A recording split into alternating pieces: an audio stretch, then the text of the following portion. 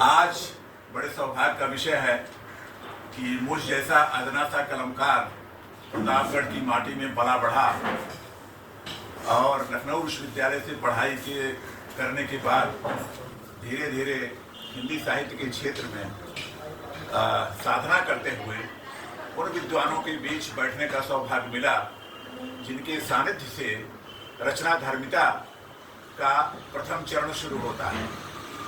बड़े सौभाग्य का विषय है कि आज मैं प्रख्यात कथाकार और भारतवर्ष ही नहीं बल्कि विभिन्न विश्व के विभिन्न देशों में अपनी रचना धर्मिता से अपने हस्ताक्षर और साहित्य का एक नया मुकाम खड़ा करने वाले आदरणीय शिवमूर्ति जी के घर पर हूँ और वहीं पर हमारी भेंट एक ऐसी शख्सियत से हो रही है जो ऋषि तुल्य व्यक्तित्व के साथ वैश्विक फलक पर हिंदी साहित्य की साधना करते हुए हमारे बीच एक कथाकार के रूप में, एक साहित्य सर्जक के रूप में और हिंदी साहित्य के एक अथक साधक के रूप में हमारे बीच हैं।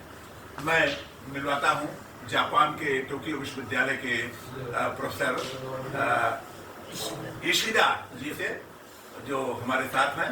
सर बहुत बहुत प्रणाम, बड़ा अच्छा लग रहा है आज आपसे भेंट करके और मैं ये जानना चाहूँगा कि आपका जन्म जापान में कहाँ, किस प्रांत में, किस जगह हुआ और फिर पढ़ाई लिखाई की शुरुआत कहाँ से हुई? जी ये मैं जापान का एक क्योतो नाम का पुराना शहर है। जापान बहुत सालों से जापान का राजधानी था, तो उस शहर में मेरा जन्म केवल 1900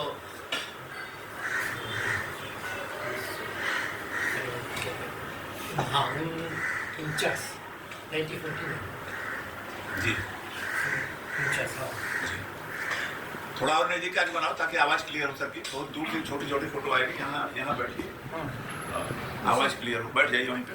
जी और पढ़ाई लिखाई के दौरान आपको साहित्य में रुचि कब जागृत हुई? साहित्य तो वैसे वो कहानी, मुझे वो कविता ज़्यादा नहीं आती है, लेकिन वो कहानी ये पढ़ना मुझे बहुत पहले से मुझे अच्छा लगता था, तो ऐसे इस तरह वो साहित्य के प्रति आकर्षित हुआ था।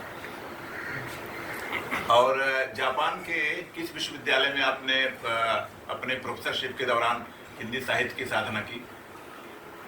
अच्छा, यूनिवर्सिटी में वो नौकरी के बाद। हाँ, किस विश्वविद्यालय में आप प्रोफेसर रहे? वो टोक्यो के बगल में एक ज़िला है, वहाँ एक वो प्राइवेट यूनिवर्सिटी है, वो दाइतो बुका यूनिवर्सिटी कहते हैं, दाइतो बुका यूनिवर्सिटी। तो वहाँ के हिंदी विभाग में मैं पढ़ाता था। जब आप भारत आए विभिन्न सेमिनार में और भारत भ्रमण पर और भारत की विभिन्न चर्चाओं, गोष्ठियों, परिचर्चाओं में, तो आपको कैसा लगा? एक तो ये है कि ऐसे हिंदी साहित्य के विषय में मैं ज़्यादातर ऐसे ये संगोष्ठियों में मैं बैठा था, लेकिन जो आप लोग हिंदी में बातचीत कर रहे हैं ना, तो मैं बैठकर मैं सुन रहा हूँ।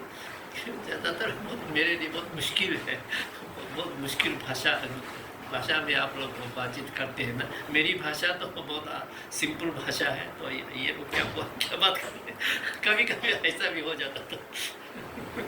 आपको जापान का एकेडमिक एनवायरनमेंट, जापान का जो अकादमिक पर्यावरण है, शैक्षणिक पर्यावरण है, उसमें और भारत के शैक्षणिक पर्यावरण में क्या अंतर महसूस हुआ?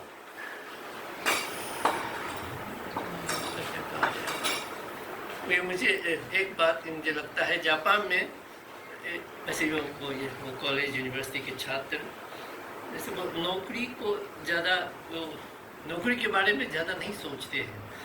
मुझे लगता है यहाँ भारत के छात्र इस ये पढ़ाई करने के बाद मुझे कौन सी नौकरी मिलेगी ये बहुत सोचते हैं, ऐसा लगता है। तो इसमें बहुत बड़ा अंतर मुझे लगता है। आप इस बार की यात्रा में कार्यक्रम के दौरान आप लखनऊ आए और आपके कथाक्रम आयोजन में आपसे मिल करके, आपको सुन करके बड़ा अच्छा लगा। उसके बाद आप भारतवर्ष के प्रख्यात कथाकार आदरणीय शिवमूर्ति जी के गांव गए, गांव का पर्यावरण देखा, गांव का सामाजिक जीवन आपने देखा, आपको कैसा महसूस हुआ जापान के ग्रामीण जीवन और भारतीय ग्रामीण जीवन में? एक तो वो जापान में आजकल वो गांव बहुत कम हो गया है, और वो गांव में भी वो गांव के लोग काफ़ी वो पुराने ज़माने में भी गांव का बच्चा इसलिए जानता हूँ पुराने ज़माने में जापान का गांव कैसा था। लेकिन आजकल वो ये पुराने ज़माने का गांव जैसा दिखाई नहीं दे रहा है। तो इंडिया में शायद अब भी वो गांव का वो पुराना माहौल अब भी जिंदा है, ऐसा मुझे लगा। आज परम श्रद्धेय परम आदरणीय श्री मूर्ति जी के आवास पर आपसे बातचीत करके मुझे बहुत अच्छा लगा, और मुझे एक आचार्य एक प्रोफेसर के साथ साथ मुझे अनुभूति हो रही है कि मैं अपने एक साहित्यिक अभिभावक के साथ बैठा हूँ। बहुत अच्छा लगा आपसे बात करके, और मैं ईश्वर से प्रार्थना करूँगा कि आप दीर्घायु हों और बार बार भारत आएँ और हम लोगों को आपसे प्रेरणा मिलती रहे। बहुत बहुत आभार, बहुत बहुत प्रणाम।